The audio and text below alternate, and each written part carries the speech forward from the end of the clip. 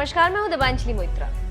भारत ने तीर्थ यात्रियों के लिए मानसरोवर तक एक रास्ता क्या बनाया, नेपाल में बवाल मच गया और नेपाल ने इसको लेकर भारी विरोध दर्ज कराया। इसके साथ ही साथ नेपाल ने अपनी संसद में एक प्रस्ताव पारित कर काला पानी, धारचूल और लिपुलेख को अपना हिस्सा बताया।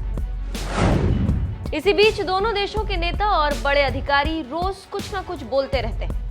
इसी कड़ी में भारत के सेना प्रमुख नरवणे ने 15 मई को एक बयान में कहा था कि काला पानी को लेकर नेपाल किसी और के इशारे पर विरोध कर रहा है। सेना प्रमुख का इशारा चीन की तरफ। इस बयान को लेकर अब नेपाल के उप प्रधानमंत्री और रक्षा मंत्री ईश्वर पोखरेल ने बयान दिया है।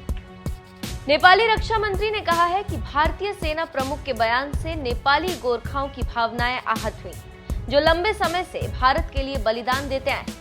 द राइजिंग नेपाल न्यूज को दिए एक इंटरव्यू में नेपाल के रक्षा मंत्री ने कहा कि जनरल नरवणे का कूटनीतिक विवाद में चीन की तरफ इशारा करना निंदनीय है और अगर जरूरत पड़ती है तो नेपाली सेना लड़ाई भी करेगी।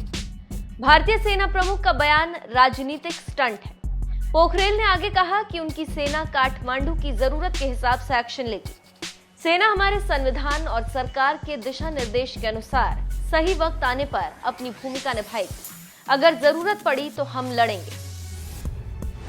नेपाल का मानना है कि काला पानी मुद्दे का समाधान राजनयिक वार्ता के जरिए ही निकाला जाए। यहाँ पर एक बात बताते चलें कि नेपाल के रक्षा मंत्री का बयान ऐसे वक्त में आया है जब नेपाल ने चीन के साथ अक्टूबर में हुए एक समझौते पर काम शुरू कर दिया। इस समझौते के तहत नेपाल को तिब्बत शहर से सामान लाने की अनुमति होगी। रेल रोड ट्रांसपोर्ट सेवा से नेपाल अब 9 दिनों के भीतर चीन से माल की आपूर्ति हासिल करेगा। 2015 में भारत नेपाल सीमा पर हुई अघोषित आर्थिक नाकेबंदी के बाद से ही वहां भारत विरोधी जनभावनाओं का उभार हुआ। 2015 के बाद से ही नेपाल में भारत पर अपनी निर्भरता कम करने की मांग तेज हुई।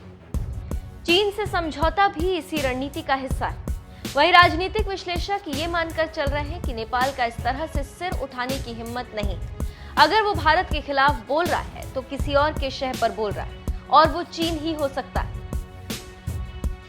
अब देखना होगा कि आगे क्या होता है, लेकिन एक बात तो तय है, ये सड़क विवाद बहुत आगे बढ़ गया है। अब देखना होगा कि दोनों देश क्या करते हैं और इस विवाद को कैसे सुलझाते हैं। ये तो आने वाले समय में पता चलेगा।